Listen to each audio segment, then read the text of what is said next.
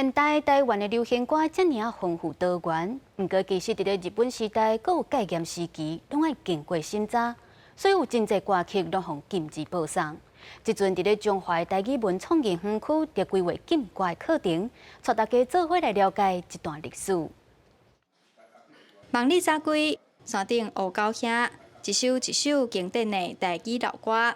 但是伫台湾戒严的时期，却因为歌词伤悲哀，打击阿兵哥士气等等的原因，袂使唱。借这机会介绍一寡以前的禁歌，其实就这歌即摆足流行吼。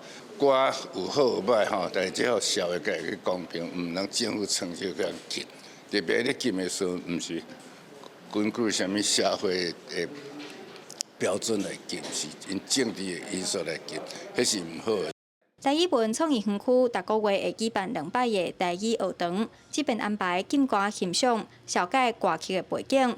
除了禁止的理由千百款，语言嘛是当时审查条件。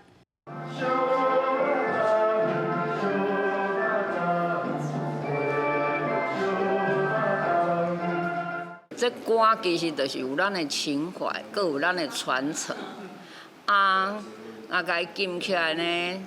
就是第一禁母语嘛，切断你的感觉，互你莫会记你遮的，你就爱听我的话，你即摆爱学我要甲你教的。我是感觉这个歌，听起来拢感觉有足深的感情哦。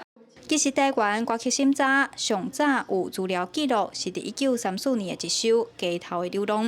一直到1990年，将近1甲子的歌曲审查制度才正式结束。台湾的流行音乐嘛开始走向自由多元来发展。记者杨淑静综合报道。